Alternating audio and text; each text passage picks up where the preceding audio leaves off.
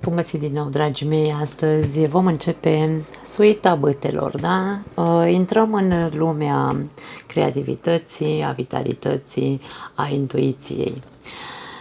Asul de bâte.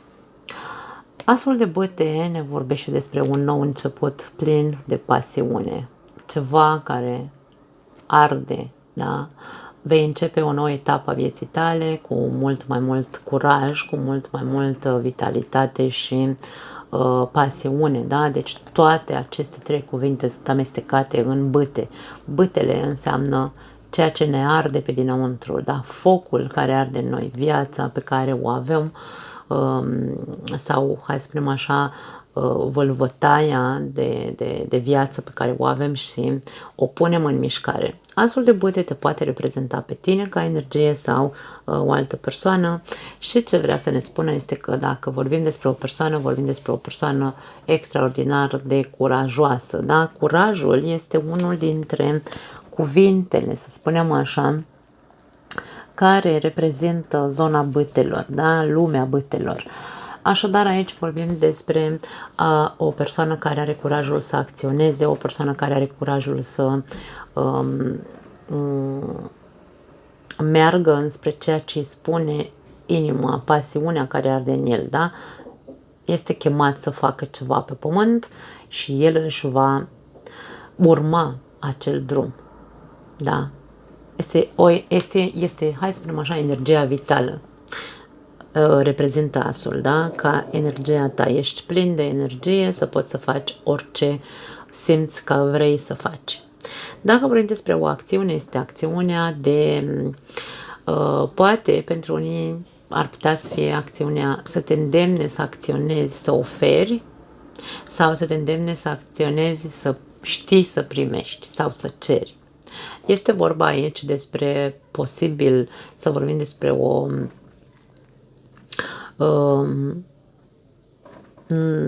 în iubire, de exemplu, este posibil să vorbim despre un nou început a unei relații, dar care începe cu foarte multă pasiune, începe cu foarte multă sexualitate, este o atracție foarte magnetică, da? Nu știu de ce se vede atât de închis, mi-aș dori să pot să înțeleg, pentru că nu înțeleg, mie mi se pare că se vede închis, așa cumva gri.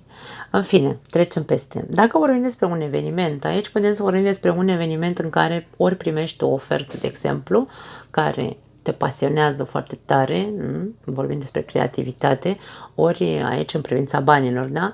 Ori vorbim despre un eveniment în care ne poate vorbi despre o împăcare, o nouă oportunitate care o dai cuiva, da? Evenimentul este de împăcare. Bun. Fraza cu care vine acest as de spade este: profită oportunitatea și utilizează-ți energia în favoarea ta. Acum este momentul să spunem așa, momentul să acționezi ca să obții ceea ce îți dorești. Dacă vorbim despre sănătate, de exemplu, aici vorbim despre soluționarea problemelor de sănătate. Așii întotdeauna vin cu soluții la problemele noastre. Din nou, repet, cum vorbim despre vitalitate, aici se recuperează trupul, se recuperează energia, vorbim despre vitalitate, un corp sănătos, ok? Dacă vorbim despre bani, aici vorbim despre o idee genială, un succes, vorbim despre o ofertă de a crea ceva, poate de a te asocia cu cineva, vorbim aici despre aspecte de genul ăsta, are legătură cu creativitatea, tot ce ține de bâte, vorbim despre creație, da? Întrebare de da sau nu? Da, e un mare da, orice as ne vorbește despre răspunsuri pozitive sau ne dă răspunsuri pozitive. Mi s-a lăsat camera în jos. Da, îmi cer scuze, dragii mei, nu știu ce se întâmplă astăzi cu telefonul meu, în fine. Cuvintele cheie ale acestui as de bâte. Cuvintele cheie sunt foarte multe, așa că puteți să vă scrieți dacă vreți. În primul și în primul rând vorbim despre creativitate, despre proiect, un alt proiect nou pe care îl ai, o idee genială, după cum am spus. Vorbim despre vitalitate, inițiativă, creștere, da? Vigoare. Vorbim despre sexualitate, despre foarte mult foc, pasiune, o nouă oportunitate, după cum am spus, o împăcare poate fi, proiecte noi, chef de viață, arde focul în tine, da, ești foarte, foarte focos, pasional, și curaj, bineînțeles. Să nu uităm că bătele ne reprezintă acțiunea curajului, da. Bun. Doiul de bâte. Imediat să-mi pun foicica. Da, eu sunt aici cu maculatura, n-am ce face, dragii mei, pentru că nu vreau să-mi scape absolut nimic și mi-am făcut foi și foicele. Doiul de bâte. Doiul de bâte, avem aici în imagine un personaj care se uită, după cum știți, în stânga avem trecutul, în dreapta avem viitorul. Aici avem un personaj care se uită în trecut și vede parcursul, să spunem așa, vieții lui și nu neapărat că nu este mulțumit, dar el vrea mult mai mult. De ce spunem că vrea mult mai mult? Pentru că în mâna lui are un glob, globul pământesc, și e ca și cum se gândește să cucerească, nu neapărat întreg globul, da, să-l aibă la picioarele lui, dar își dorește foarte mult din viață, în această viață. Mie îmi place să-l numesc ambițiosul pe acest personaj, da?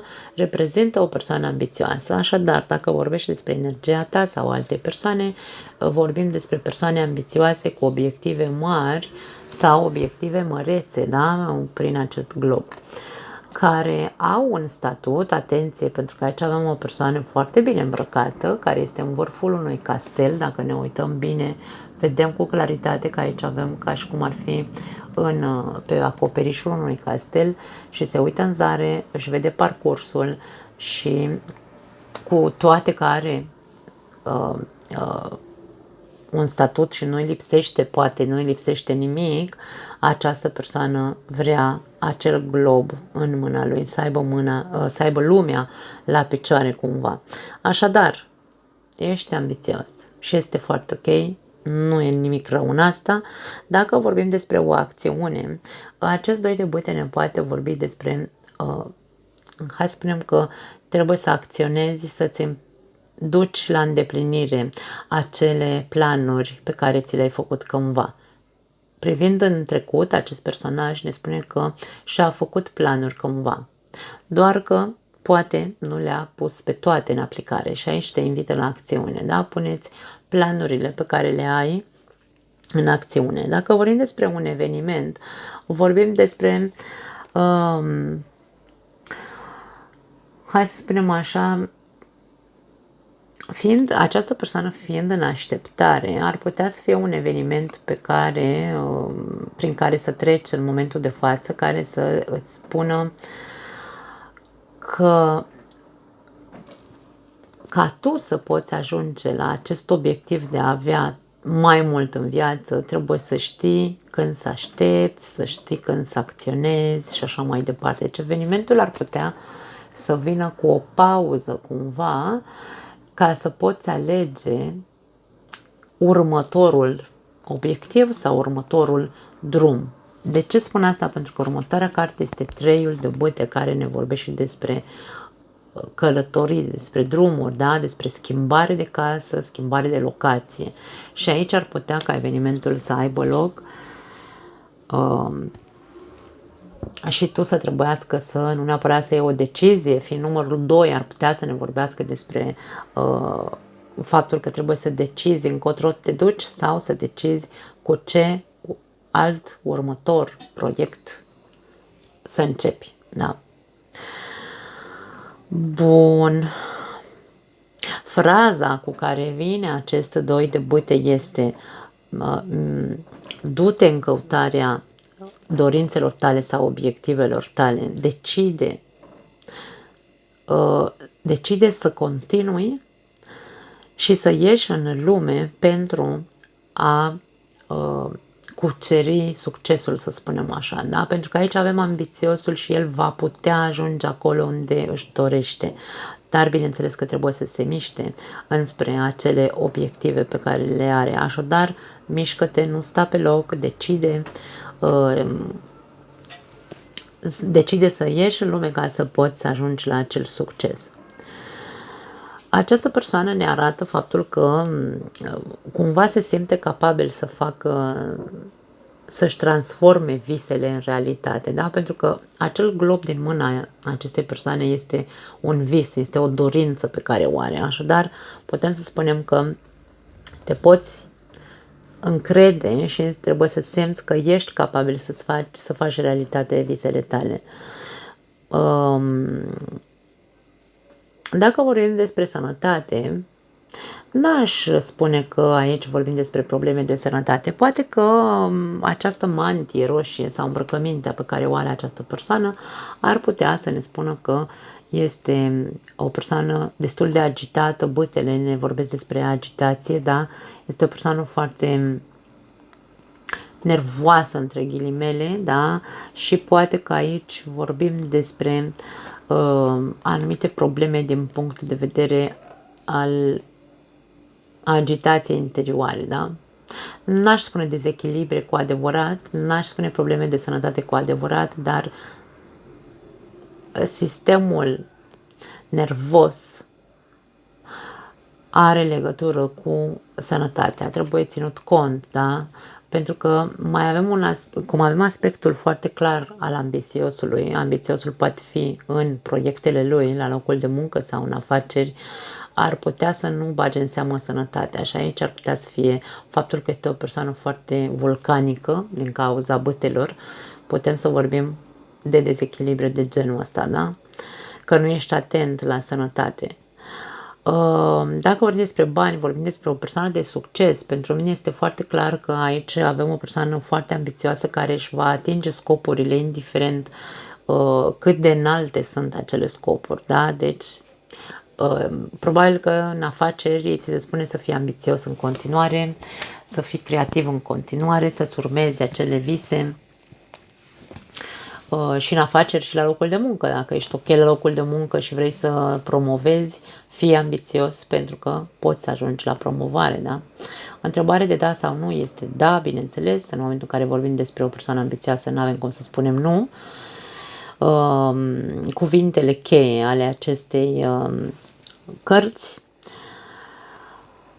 sunt, bineînțeles, după cum am spus, ambiție, capacitate de intuiție, pentru că bâtele ne vorbesc despre intuiție, vorbim despre perseverență, a persevera, da? Ambiția este legată de perseverență.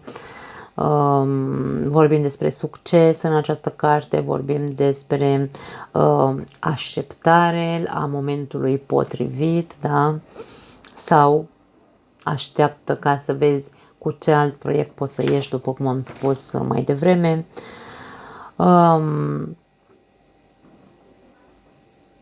Și cam atât, probabil, da, nu mai spun mai multe cuvinte cheie pentru că e suficient. Bineînțeles, să nu uităm să punem în context această carte, da, despre ce ambiție este vorba. Trecem la treiul de bâte. Treiul de bâte, după cum am spus, în primă instanță ne vorbește despre o călătorie. Aici avem o persoană singură care are 3 bâte în jurul ei, care pare că este în deșert și s-a luat pe el singur și a plecat în lume, da? În prima instanță ne vorbește despre călătorie această carte, despre schimbare de domiciliu și așa mai departe. Eu această carte o interpretez foarte mult pentru că persoana asta se uită, deci e cu spatele la noi, asta mi-e dă de înțeles că a întors spatele trecutului sau prezentului și el trăiește cumva în viitor sau se îndreaptă înspre viitor. Mie de foarte multe ori mi-a inspirat această carte persoana vizionară, da? Acela care își vizualizează viitorul și știe cum vrea să fie viitorul lui. și acționează. El pleacă singur în lume să-și facă acel viitor pe care și-l dorește. De-aia, în momentul în care vorbim despre energia ta sau energia unei alte persoane, aici vorbim despre o persoană vizionară care știe ce vrea și va merge înspre acel ceva. Dacă vorbim despre o acțiune, este o acțiune de mutare, este o acțiune cum se zice, de trecut la acțiune. Deci în această energie, în această carte, te îndeamnă să treci la acțiune, nu poți să stai. Pleacă din locul în care ești, du-te și caută-ți drumul în lume. Da? Asta ne spune treiul de bâte. În anumite circunstanțe, treiul de bâte ne spune că ești pe drumul cel bun. În funcție de ce cărți ies în jurul ei, această carte ne poate spune: ăsta e drumul tău, du-te acolo. Ca eveniment ar putea să fie acel, hai să spunem așa, eveniment de a fi tu cu tine. Pentru că avem un singur personaj și 3 bâte și e ca și cum această persoană se bazează doar pe ea. Singurătatea, da, din acest card ne poate vorbi despre un eveniment de nu mă retrag, ci, după cum am zis, mă iau pe mine și plec pentru că vreau altceva. Caut altceva, de fapt. Evenimentul poate fi unul de, după cum am spus, de însingurare și de plecare. De pe o zi pe alta se poate hotărî acest personaj să își schimbe casa, schimbe locul, schimbe norocul, cam asta ne poate spune treiul de bâte, da? Bun, dacă vorbim despre sănătate, ești pe drumul cel bun, se vede că încet, încet sănătatea se pune pe picioare, vei câștiga din nou vitalitate, ești în picioare sau te poți ridica în picioare, da? Treiul de bâte este, personajul este în picioare. Dacă vorbim despre bani, vorbim despre, bineînțeles, rămân la cuvântul succes, mai ales că următoarea carte este 4 de bâte și 4 de bâte ne vorbește despre stabilitate, așadar, dacă ești în căutarea stabilității financiare și tu ești pe drumul cel bun, fii creativ și încearcă să vizualizezi cu adevărat, să spunem așa, fiecare pas pe care vrei să-l faci sau vizualizează acel viitor și construiește-l tu. Fă primii pași pentru a-ți începe construcția viitorului așa cum tu îl vezi sau așa cum tu îl dorești. Da?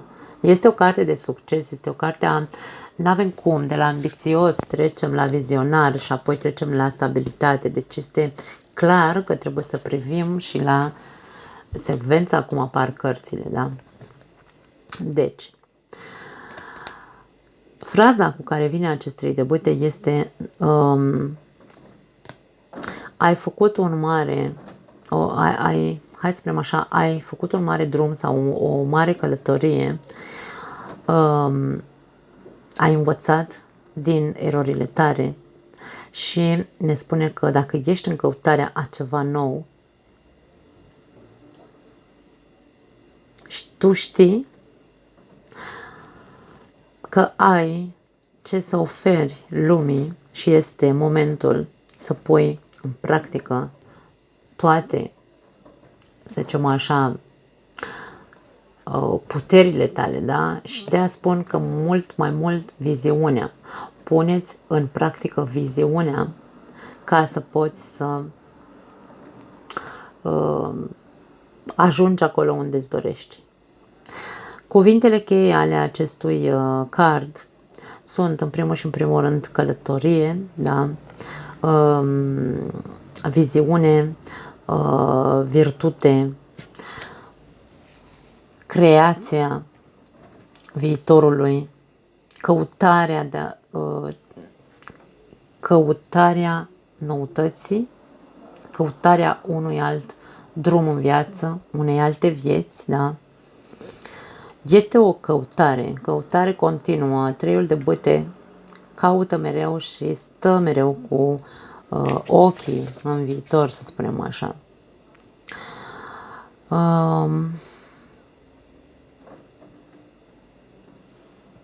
Este o carte de succes pentru că ne arată faptul că această persoană, cum s-a pus la drum deja, el va reuși să își atingă acel scop pe care îl are, da? Deci este o carte care ne asigură într-un fel sau altul că va ajunge la succes, că vei ajunge la succes. Bun, trecem mai departe la 4 de bâte. 4 de bâte, numărul 4, ne reprezintă stabilitatea, ne reprezintă, să spunem așa, construcția solidă, da? Avem 4 bâte în picioare, este clar că este construcția sănătoasă.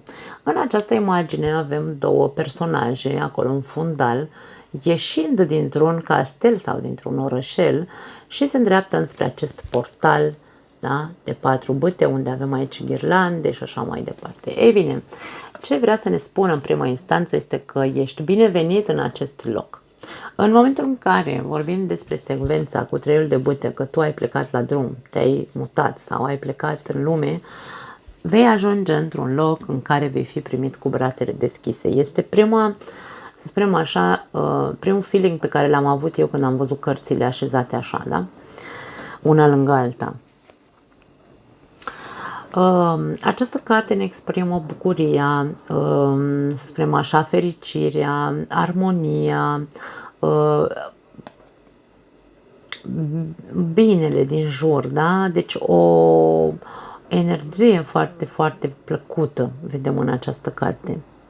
Dacă vorbim despre energia ta sau energia unei alte persoane, aici avem persoane, hai să spunem, foarte optimiste, persoane armonioase, persoane cu zâmbetul pe buze tot timpul, vorbim despre, hai să zicem așa, cum se zice, când primești în casă la tine pe cineva, oaspeți, nu, în fine, nu mi este cuvântul acum. Deci, ești foarte primitor, în casa ta primești, n-aș spune pe oricine, dar aici tu ești cel care deschizi ușa casei tale, da? Dacă vorbim despre o acțiune, aici vorbim de o construcție, dragii mei, o construcție sau o reconstrucție. Fiind 4 bâte în picioare, vorbim despre acele baze solide și ca acțiune te îndeamnă această carte să fii optimist că vei putea să te construiești ca persoană sau să te reconstruiești, dar ținând întotdeauna cont de a fi în această energie armonică, da?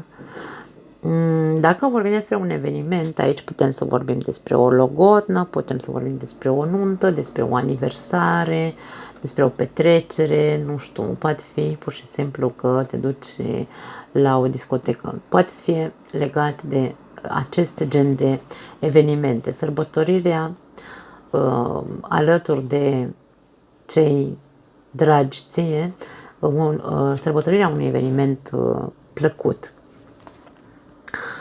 Bun, dacă vorbim despre sănătate, nu putem să spunem decât faptul că probabil veți sărbători însănătoșirea totală în cazul în care au existat probleme.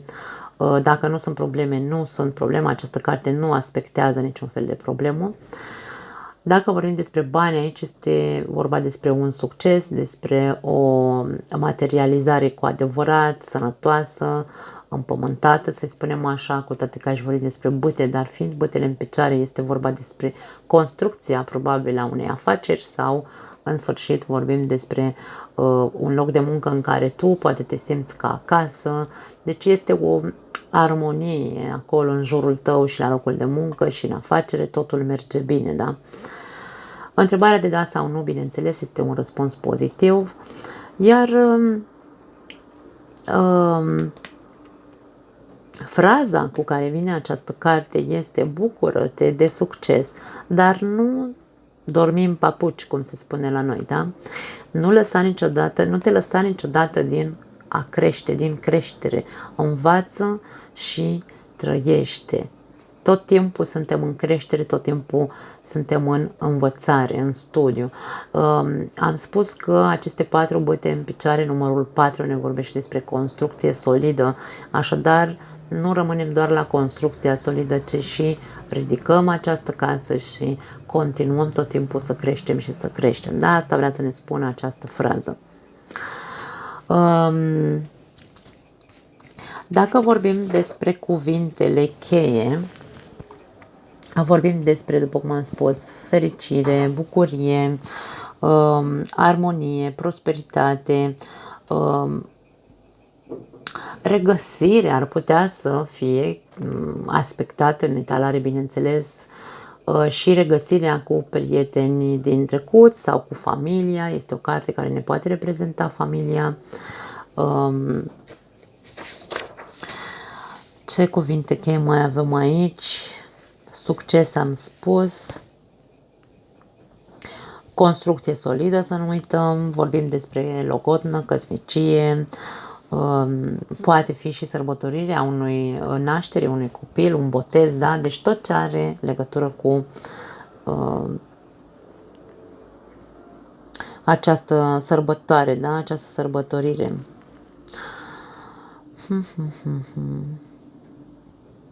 Da, cam atât. Nu mai am altceva de spus despre 4 de băte. Trecem la 5-ul de băte. Intrăm în zona un pic, hai să spunem așa, 5-ul de băte ne aspectează un mic conflict. Nu este un conflict ca acela din 5-ul de spade, dar este un mic conflict. Acum, ce putem să vedem în această imagine? Vedem 5 personaje care are fiecare băta lui, dar aceste persoane nu dau impresia că se luptă, dau impresia că se apără. Fiecare își apără teritoriul lui, dreptul lui, ideile. Aici este vorba mai mult de o contradicție decât de o ceartă sau de o luptă, da? Sunt anumite aspecte contradictorii, adică tu, de exemplu, dacă este energia ta sau energia altei persoane, ar putea să ne vorbească despre o mică răfuială între voi doi pentru că nu ajungeți la un numitor comun. Aici fiecare are ideile lui sau concepțiile lui și devine un pic așa, să spunem, tensionată atmosfera. Nu vorbim de probleme grave. Energia care reprezintă o persoană, această carte ne arată energia unei persoane defensive care se protejează sau își menține poziția, da? O acțiune, dacă vorbim despre o acțiune, este o acțiune în care tu probabil ești pus în fața unei situații în care trebuie să te protejezi sau să-ți aperi teritoriul tău sau să-ți aperi ideile tale. Este o carte de apărare, aș spune. Dacă vorbim despre un eveniment, poate fi un eveniment care nu îți va face foarte mare plăcere pentru că este un eveniment contradictoriu sau o mică răfuială cu cineva cu care nu te înțelegi. Dacă vorbim despre sănătate, aș spune că este mai repede un conflict interior în ceea ce privește întrebarea ce să fac, să mă duc, să-mi fac un control, să nu mă duc, și aici există discuțiile cu anumite persoane care poate îți dau un argument să te duci și în tine se instalează cumva așa o contradicție și nu știi ce să faci. Nu aș spune că sunt probleme de sănătate, ci pur și simplu cineva e ca și cum te provoacă să te duci să-ți faci anumite controle de sănătate, da? Ești provocat aici. Ține de tine dacă vrei doar să îi frânezi picioarele acelei persoane, să nu te mai provoace sau să te duci tu. Dacă vorbim despre bani, este o carte a competiției pe zona financiară. Putem să vorbim despre un loc de muncă competitiv sau este, nu știu, te duci la un interviu și există foarte multe persoane care vor același job sau rivalitate între firme. Aveți, nu știu, în același oraș 5 firme care se ocupă de același tip de vânzări, să spunem. Competiția este foarte mare și trebuie să faceți față, da? Să știți să fiți competitivi. Întrebare de da sau nu. Cinciul de bâte nu ne dă un răspuns nici da, nici nu, pentru că este o carte contradictorie. Trebuie văzute celelalte cărți să vedem după această răfuială ce răspuns ar putea să fie, pentru că este o carte un pic de agitație, nu ne poate da un răspuns foarte clar. Ce mai vedem aici? Simt că vreau să mai spun ceva. În cazul în care conflictul este extern, să spunem așa, că ai de-a face cu anumite personaje care ar putea să încerce într-un fel sau altul să își dea cu părerea. Câteodată mai spun eu în etalările mele comentariști gratuiți care se bagă pur și simplu să-și dea cu părerea. E bine, aici ți se spune cumva să nu acționezi fără control, adică să încerci să-ți păstrezi calmul, dar să te și protejezi, mai ales când vorbim despre persoane care se bagă în viața ta așa, gratis. Dacă vorbim despre un conflict intern, trebuie să cauți originea acelui conflict. De unde? De unde a început conflictul în interiorul tău? Pentru că poate fi un conflict între minte și inimă, da? În multe etalări am observat că există această conotație și tu trebuie să vezi de ce ești în conflict tu cu tine însuți. Caută originea problemei conflictului în interiorul tău. Ok, ce vroiam să mai spun? Cuvintele cheie ale acestei cărți sunt contradicții, conflict, o dispută, competiție, discuții,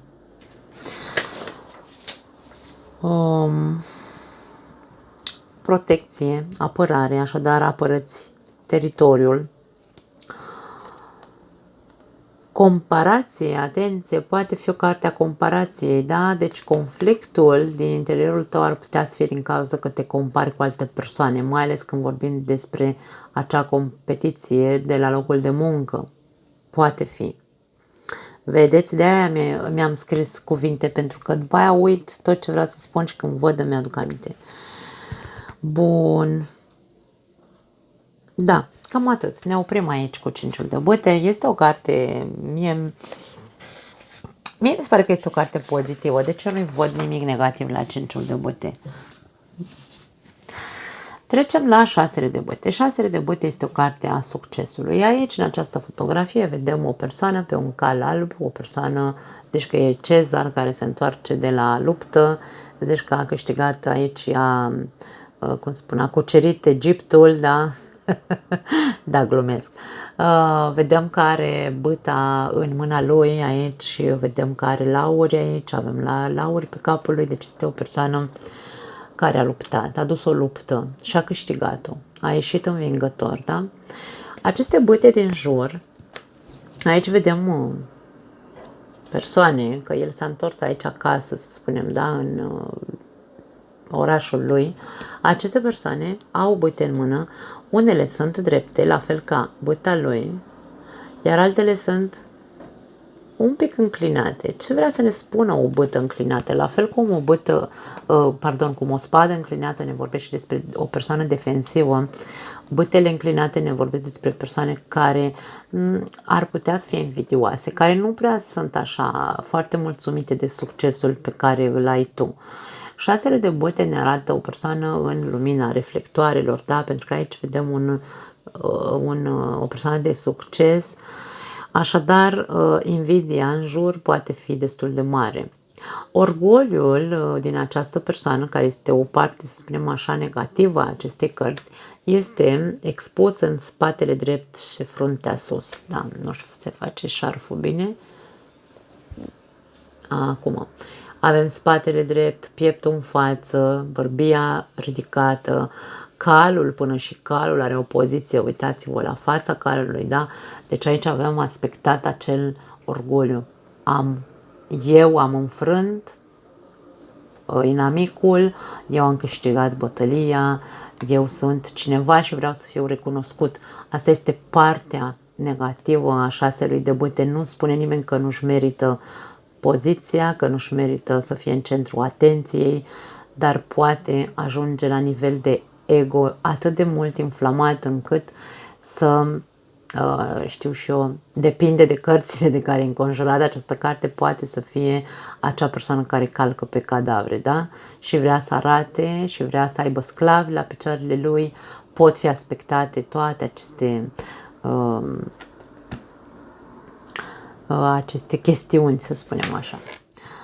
Deci, dacă se referă la energia ta sau la energia unei alte persoane, vorbim despre o persoană de succes, vorbim despre o persoană luptătoare care nu se lasă înfrântă de nimic în jurul ei, da? Ești foarte bătăios și asta este foarte ok. Dacă vorbim despre o acțiune, ne invită la o acțiune de curaj. Trebuie să avem curaj și să credem că noi putem să spunem așa, să ieșim curați dintr-o anumită situație sau să ieșim învingători și să ajungem sus, în frunte, acolo unde vrem să fim. Dacă vorbim despre un eveniment, este un eveniment de sărbătorire, dragii mei. Se sărbătorește întoarcerea acasă a acelei persoane care, de exemplu, a trebuit să ducă multe lupte în viață, da? E ca și cum ar fi fiul rătăcitor. Evenimentul este că este primit cu brațele deschise de unii, dar, cum am spus la început, cu invidie de alții. Așadar, tot ce ai făcut tu în viață, drumul tău în viață, te-a dus la succes și evenimentul este că vei fi primit într-adevăr cu aplauze, dar trebuie să fii conștient și că poate sunt anumite persoane care nu sunt foarte, foarte curate așa la inimă. Cinciul de bâte, probabil că am uitat să spun, ne vorbește și despre invidii din jurul nostru. Ar putea să ne aspecteze depinzând de restul cărților, dacă este înconjurat, de exemplu, de 5 de spade, 7 de spade, hai să spunem așa, diavolul din nou ne poate vorbi, pentru că este acea energie de manipulare și vedem invidie în cinciul de bâte. Așadar, aici am putea să vorbim despre aceste bâte înclinate, că sunt cinciul de bâte, da? Pentru că le vedem înclinate și aici. Bun.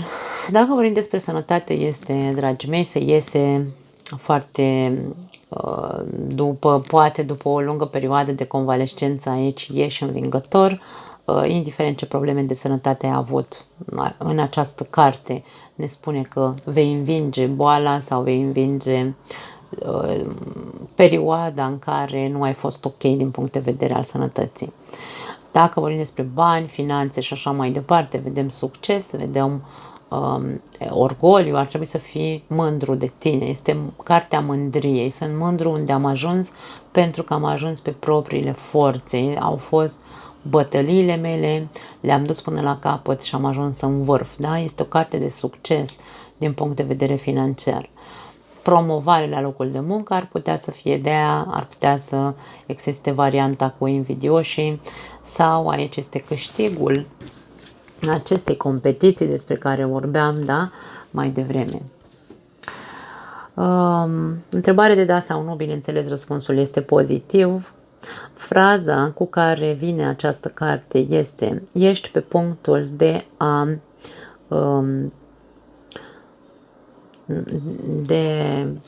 a ajunge la obiectivele tale și eforturile tale vor fi recunoscute, dar nu-ți lăsa orgoliul sau aroganța să te orbească și nu te crede mai bun decât ceilalți, da?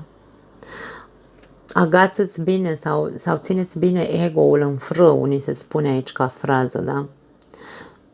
Ți se spune că te poți odihni în momentul de față și să te bucuri de fructele pe care le culegi din eforturile pe care tu le-ai depus și că ești pe drumul cel bun să fii în centrul atenției. Această carte ne vorbește despre centrul atenției, despre recunoaștere. Putem să vorbim despre recunoaștere pe, nu știu, nu neapărat în toată lumea, dar vei fi o persoană cunoscută. Eu, dacă cei care mă cunosc, știți că în etalările mele câteodată spun că ar putea să fie cel mai cunoscut din cartier sau o persoană vizibilă, da? Care o cunoaște foarte multă lume. Bun, hai să vedem ce mai am scris pe aici, pe spate. Ok, cuvintele cheie sunt triumf, succes, da? Victorie, orgoliu, forță, siguranță de sine, da? Putere, lider, vedem un lider aici, da? Siguranță în propriile forță și încredere. Încredere, vorbim despre, din nou, cuvinte cheie, centrul atenției și o persoană cunoscută. Să nu uităm aceste cuvinte cheie în momentul în care facem o interpretare, depinzând, bineînțeles, de restul cărților. Bun, trecem mai departe la Șaptele de bâte. Șaptele de bâte este o carte pe care eu o asociez destul de mult cu Cinciul de bâte și am să explic de ce. Și cu Cinciul de bâte, dar și cu Nouăle de bâte. Îmi plac toate trei, le văd cumva așa că se aseamănă între ele. Veți spune așa, da, cu ce se aseamănă, că nu se aseamănă cu nimic. Din punctul meu de vedere, da. Și de ce spun asta? Pentru că aici avem o persoană care se bate cumva cu niște bâte care sunt în picioare, dar care nu-l atacă, da? Deci aceste bâte nu atacă această persoană. Același aspect îl avem și aici. Nu există atac, există doar defensivă, da? Același aspect avem și aici. Avem 9 bâte aici în jurul acestui personaj. Când vom ajunge la el vom explica mai amănunțit, dar asemănarea pe care eu o asociez, cel puțin eu așa le văd, mie îmi lasă impresia că vorbim cam despre un pic aceeași energie. O energie de totală defensivă în lucruri în care nu e necesar să fim atât de defensivi. Pentru mine Șaptele de bâte este cartea care ne exprimă faptul că avem nevoie să ne apărăm teritoriul. Aici e ca și cum cineva încearcă să-ți invadeze teritoriul și tu trebuie să fii pe poziție de a te apăra. Diferențele dintre aceste cărți sunt că, fiind aceste 7 bâte fără niciun personaj, poate fi că tu te lupți cu lucruri din trecut pe care încă nu le-ai rezolvat și te lupți cu ele și în prezent. E ca și cum te lupți cu fantomele. În anumite ocazii eu am simțit să spun această frază, că te lupți cu fantomele din trecut pe care nu le-ai îndepărtat din viața ta, da? Nu le-ai scos din viața ta. Asta este unul dintre aspecte, să spunem așa, dar în general vedem că această persoană își apără teritoriul foarte ferm, să spunem așa, sau își apără, nu știu, concepțiile, gândirea, nu știu, își apără ideile, își apără tot. Da, este o carte de apărare. Ce îmi place cel mai mult, să spunem așa, la această carte este că ne spune cumva fraza cu care vine. Sunt mai multe fraze cu care vine această carte, dar una dintre ele este că ni se spune că este foarte important să știm unde suntem și împotriva cui luptăm aici. Luptăm împotriva noastră sau luptăm împotriva cuiva imaginar. Așa că această carte ne spune: ia-ți timpul necesar să decizi cu ce te lupți. Și dacă vezi că acea luptă merită să o ții, mențineți poziția.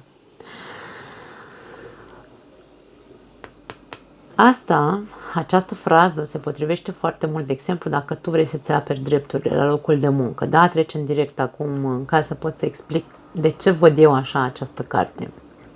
În momentul în care la locul de muncă tu vrei să îți aperi poziția de alți, de competitori, atunci ești în dreptul tău să-ți aperi poziția, da? și rămâi pe poziție și apără în continuare, ni se spune. Și o altă conotație pe care o are această carte, că ne spune, dacă tu crezi că nu ai pentru ce să lupți, nu lupta. Asta poate să ne spună că atunci când tu te lupți cu fantomele, de exemplu, te lupți cu, hai să spunem, cu un partener de viață cu care nu mai ești, v-ați despărțit de cine știe cât timp și aici tu încă mai ai amintirile acelei persoane sau de câte ori vă vedeți, începeți din nou să vă luptați între voi. Și aici ne întreabă, tu crezi că merită, ai de ce să te mai lupți în continuare cu persoana aia sau pentru persoana aia? Depinde de context, da?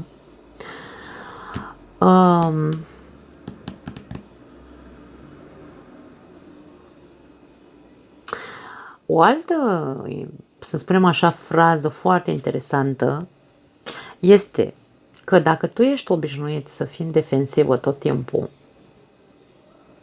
și să te aperi, nu vei fi capabil să vezi situația exact așa cum este. Vei reacționa în loc să acționezi. Adică poate fi o prima reacție a ta să fie întotdeauna nu. În momentul în care cineva îți spune ceva, tu vei spune nu. Are această conotație. Cel puțin eu așa o simt, dragii mei, da? Acum că voi veți simți această conotație sau nu, nu are importanță, dar eu vreau să vă spun exact ceea ce mie îmi transmite această carte, pentru că transmite multe aspecte, nu doar unul singur de defensivă, pur și simplu ne arată un refuz, da? Dacă se referă la energia ta, de exemplu, sau energia unei alte persoane, vorbim despre această energie de nimeni nu se poate pune cu mine pentru că sunt pregătit pentru orice. Da? Aici vedem o persoană pregătită de luptă. Are băta ridicată de la pământ și o ține înclinată. Este pregătit pentru orice să se apere. Să se apere de orice, pardon. Dacă vorbim despre o acțiune, aici se spune să acționezi și să te aperi, să te protejezi de cei care încearcă cumva să îți facă rău, dacă avem aspectat în etalare, da? În alte cărți. Dacă vorbim despre un eveniment, este un eveniment în care probabil nu este foarte plăcut, aș spune, da? Evenimentul care se prevestește în această carte nu este plăcut pentru că arată, poate, după cum am zis, invidie, poate arată persoane care pot veni înspre tine să își dea cu părerea sau să te provoace, da? Și tu va trebui cumva să faci față. Din nou, același aspect de defensă. Dacă vorbim despre sănătate, ce pot să zic pentru sănătate, dragii mei? Aici vedem o persoană foarte vitală, o persoană care este foarte, nu neapărat agitată, dar este o persoană în mișcare, pentru că este în poziție de luptă, să spunem așa, da? Are această poziție, picioarele sunt foarte bine înfipte în pământ, băta este ridicată de la pământ, el are fața, o are de așa natură, nu știu dacă se face bine scarful, avem, da, are fața în care spune da, hai, cine e următorul, și de aia spunem că în momentul în care vorbim despre sănătate trebuie văzut tot contextul acestei energii. Poate că te lupți sau ar trebui să te pui pe poziție, să înfrunți o situație de sănătate care nu este foarte, să zicem așa, plăcută, da? Dacă vorbim despre bani, vorbim despre, din nou, apărăți poziția, apărăți locul, apărăți, fii competitiv, da? Deci tu trebuie să rămâi ca să-ți păstrezi această poziție de succes, atenție, să nu uităm de unde vine acest. Așa o să vedeți și mai bine. 5, 6, 7 de băte. La locul de muncă, ai fost într-o competiție, ai câștigat-o, apără-ți poziția în continuare, apără-ți acest succes. Că e vorba de o afacere, că e vorba de un loc de muncă pur și simplu, unde vin persoane care știu la fel de multe ca tine, încearcă să rămâi pe poziție de lider. Întrebare de da sau nu. Aș spune că este un nu, pentru că persoana asta transmite această energie de nu. Da? Deci nu pot să spun un da. Cuvintele cheie ale acestei cărți sunt defensivă, în primul și în primul rând. Luptă,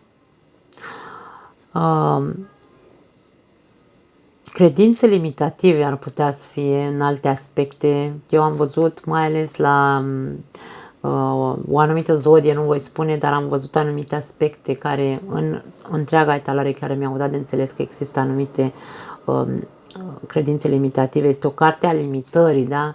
Deci există o graniță aici. Trebuie, pe o parte, am mai explicat și în etalări, pe o parte trebuie să înveți să spui nu, pe o parte trebuie tu să nu te mai limitezi singur. Există aspectată această limitare, da? Cineva pune limite aici sau ar trebui să pune limite, da? Poate fi un alt cuvânt cheie. Tensiuni ar putea să fie un alt cuvânt cheie. Autodefensă. Poate fi o carte a persoanei, nu neapărat, da, hai să spunem, nu neapărat fricoase, că sună urât cuvântul fricos, dar este o persoană în gardă tot timpul. Și atunci, în momentul în care suntem în gardă, e clar că ceva ne transmite frică și suntem tot timpul cu frica de a nu fi răniți. Poate fi aspectat pe parte de iubire, șaptele de bâte poate fi aspectat ca și cum ar fi mi-e frică să mai intru într-o relație și atunci ceea ce fac este că mă apăr de oricine intră în viața mea sau sunt pe contră tot timpul, doar pentru că am suferit, am fost rănit și nu mai vreau să mai fiu rănit, da? Mai ales dacă este aspectat lângă Doiul de Spade, de exemplu, care este tot o carte de protecție. La fel și cu Cinciul de bâte, pentru că este o carte de defensă, de defensivă. Deci depinde foarte mult de context.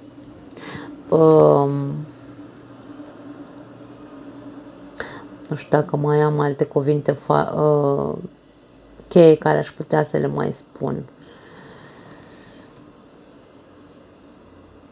Nu. Da, cam atât. Ne oprim aici, dragii mei, că deja a trecut timpul, că vom continua în următoarea lecție cu celelalte cărți care au mai rămas. Vă pupăcesc și să aveți o zi minunată. Ceau!